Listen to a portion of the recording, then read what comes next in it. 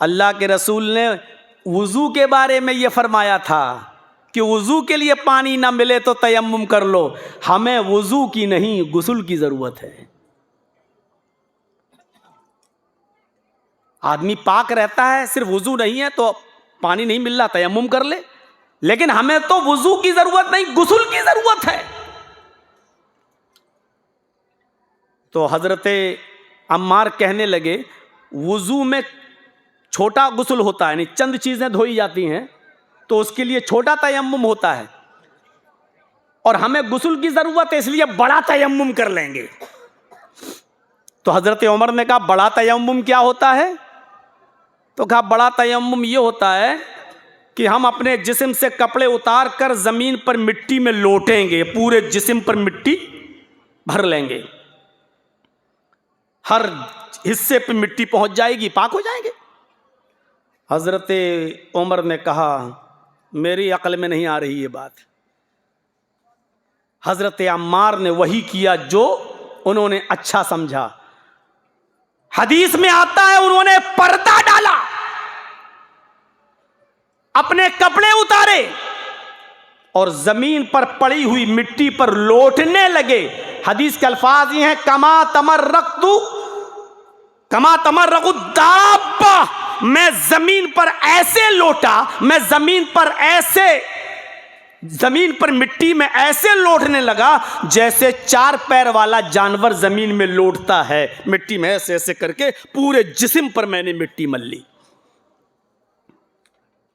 اور نماز پڑھ لی.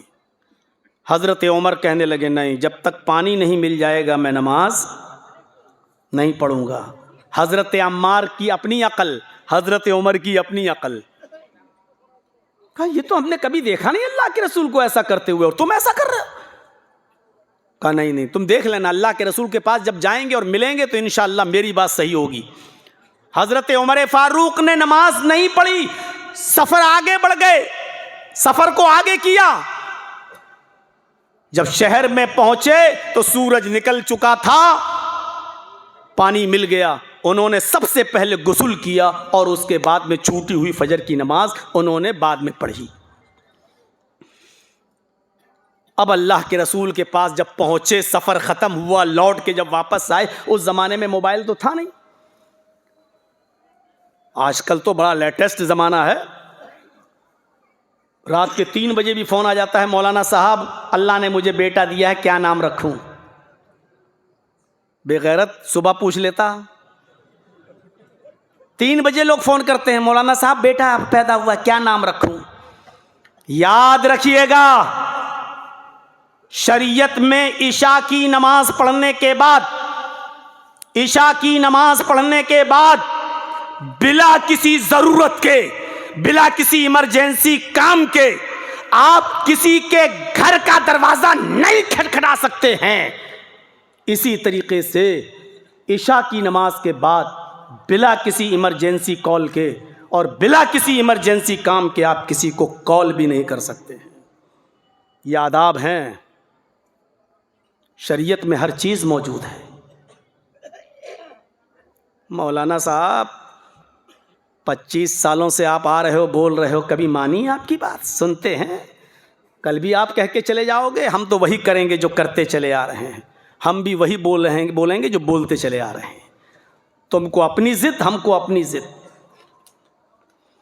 میرے بھائیوں, حضرت عمر فاروق اور عمار ابن یاسر کا جب سفر ختم ہوا تب دونوں اللہ کے نبی کے پاس مدینے پہنچے اور کہا چلو اب پوچھتے ہیں کس نے صحیح کیا, ہم نے ایسا کر کے صحیح کیا تھا یا آپ نے نماز چھوڑنے کے بعد پانی کا انتظار کر کے غسل کر کے نماز پڑھی اور سورج نکلنے کے بعد نماز پڑھی, آپ نے صحیح کیا. چلے پوچھتے اللہ کے رسول سے, ہم دونوں میں سے ایک ہی صحیح ہوگا, کون صحیح تھا.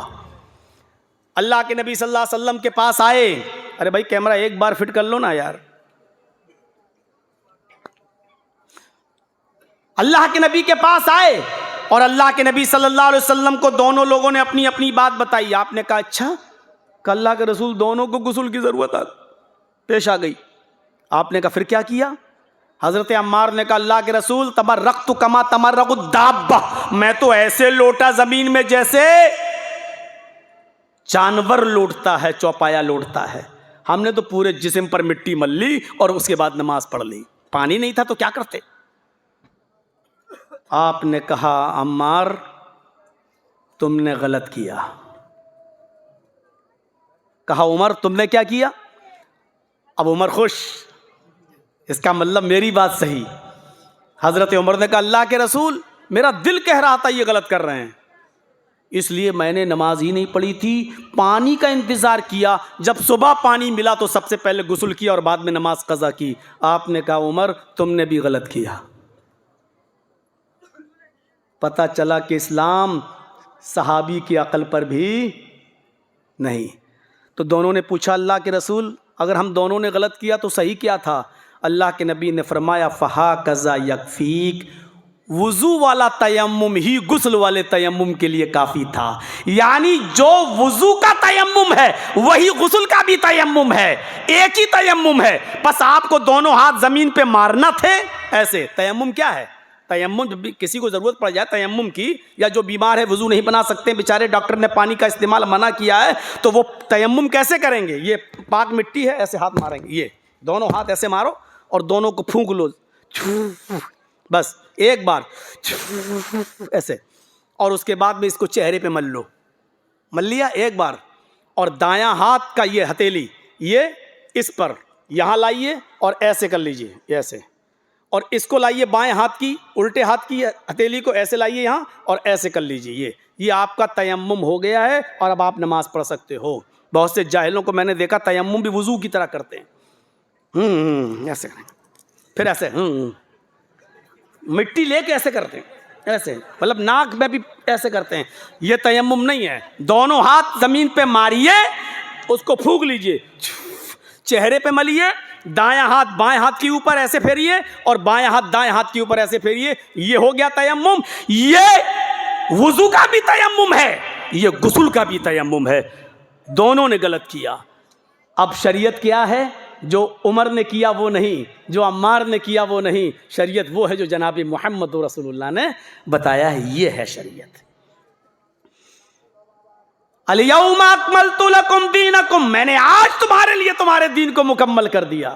اب کوئی آدمی کہے نہیں ہم پورے ہاتھ میں بھی مٹی مل لیں، پیر میں بھی مٹی مل لیں، زیادہ مٹی مل لیں گے تو زیادہ اچھا وہ تیمم ہو جائے گا، تو اس کا مطلب یہ ہے کہ وہ رسول اللہ کو نبی نہیں سمجھ رہا ہے، وہ اللہ کے رسول کی شان میں گستاخی کر رہا ہے، وہ محمد رسول اللہ کی رسالت پر خیانت کر رہا ہے، ڈاکہ ڈال رہا ہے. وہ مردود انسان ہے، مردود انسان ہے. وہ اپنے آپ کو نبی بنانے کی کوشش کر رہا ہے. یہ چیز سمجھنے کی کوشش کیجیے گا. تو اسلام کے اندر پورے کے پورے داخل ہو جاؤ، پورے کے پورے. کرانہ مرچنٹ کی طرح نہیں، جو پسند آئے وہ ہمارا، جو نہیں آئے اس کو چھوڑ دیں گے. نہیں، آپ کو ہر حال میں اسلام کے اوپر عمل کرنا ہے، ہر حال میں آپ کو وہ چیزیں ماننا ہے. حضرت محمد رسول اللہ صلی اللہ علیہ وسلم کے یہ کہہ دینے کے بعد حضرت عمار بھی سر تسلیم خم کر لیتے ہیں، حضرت عمر بھی بات مان لیتے ہیں. یہ تھا دین، یہ تھا دین.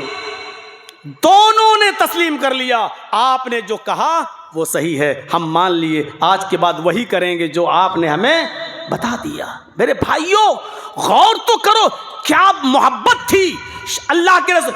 ذرا اندازہ لگائیے آپ، اللہ صحابہ وہ کرتے تھے جو اللہ کے نبی صلی اللہ علیہ وسلم کر رہے ہیں.